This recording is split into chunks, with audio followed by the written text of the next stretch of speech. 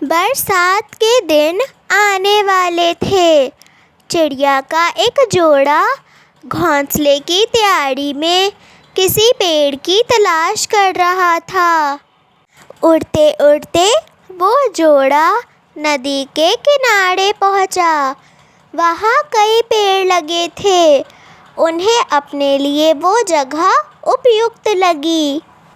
एक पेड़ के पास जाकर वे विनती करने लगे, बरसात के पहले हमें अपना घोंसला बनाना है। कृपया करके हमारी मदद करें। अपनी एक टहनी पर हमें अपना घोंसला बनाने दे। पेड़ ने साफ इनकार कर दिया। जोड़ा बहुत उदास हुआ और जाते जाते बोला, इतना अहंकार अच्छा नहीं है। एक दिन तुम भी टूटोगे और तुम्हारा अहंकार भी। पेड़ कुछ कह पाता उससे पहले वे उड़ गए। उड़ते उड़ते वे नदी के पास स्थित एक जंगल में पहुँचे और वहाँ के एक पेड़ से अनुमति मांगी। वो पेड़ सहर्ष तैयार हो गया। चिड़िया का जोड़ा उस पेड़ पर घोंसला बनाकर खुशी खुशी रहने लगा।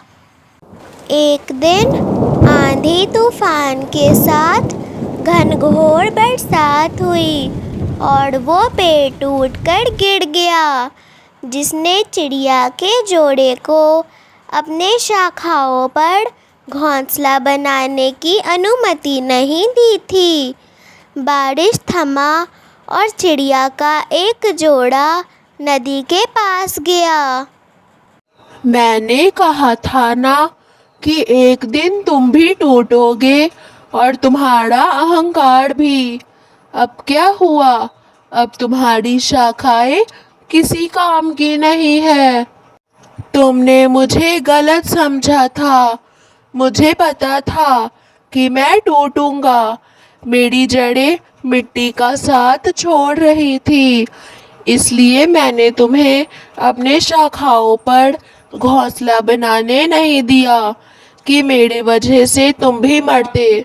आज तुम जिंदा हो तो सिर्फ मेरी वजह से, पर तुमने तो मेरी बातों को गलत ही समझ लिया। अगर तुम्हें मेरी बातों से बुरा लगा, उसके लिए मैं क्षमा चाहता हूँ। पेड़ की बात सुनकर चिड़िया के जोड़े को अपनी सोच पर बहुत शक हुआ और बुरा भी लगा। उसने पेड़ से माफ़ी भी मांगी। तो बच्चों, इस कहानी से हमें यह शिक्षा मिलती है कि हमें कभी भी कोई भी काम बिना सोचे समझे नहीं करना चाहिए, क्योंकि हड़बड़ का काम गड़बड़ होता है। गुड़िया चिड़िया बहुत नटखट थी। वो अपनी माँ पायल चिड़िया के साथ रहा करती थी। गुड़िया बेटा, मैं दाना लेने जा रही हूँ। घर के पास ही रहना, इधर उधर ना जाना। मैं थोड़े ही देर में दाना लेकर आ जाऊंगी। ठीक है माँ, मैं यहीं घर के आसपास खेलूंगी। अगले दिन पायल चिड़िया घर ही पर बैठी थी। तभी उसका पड़ोसी कबूतर आता है। पायल बहन, तुम्हारी बेटी ने तो नाक में दम कर रखा है। क्या हुआ कबूतर भैया? इसने कोई फिर से शरारत की क्या? मैंने बहुत महीनों से एक बोरी में बहुत सारा दाना जमा किया था, ताकि बरसात में कोई दिक्कत ना हो सके।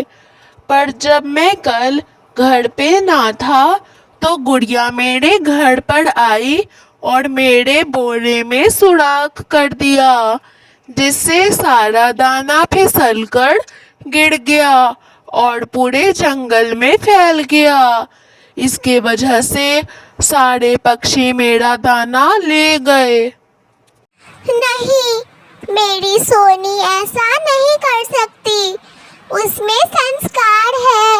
वो थोड़ी शरारती है, पर वो ऐसा नहीं कर सकती। गुड़िया बेटी, मैं ये क्या सुन रही हूँ? तुमने कबूतर अंकल के सारे दाने जंगल में बांट दिए?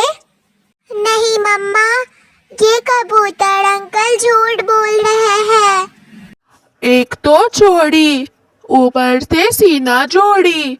तुम्हें पता है, मैंने महीनों भर से ये दाने जमा करके रखे थे।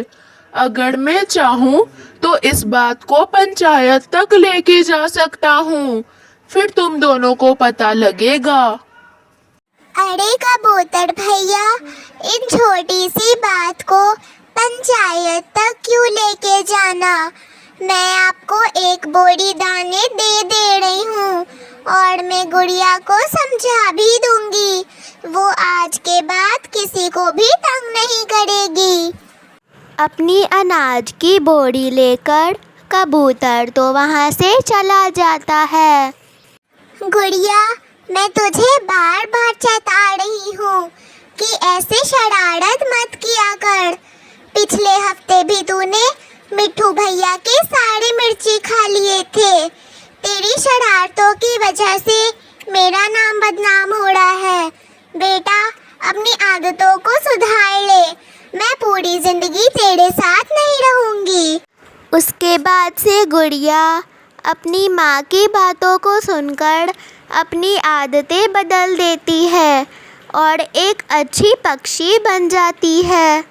तो दोस्तों, इस कहानी से हमें यह सीख मिलती है कि हमारी आदतें ही हमें सिखाती है अच्छे और बुरे में फ़र्क करना।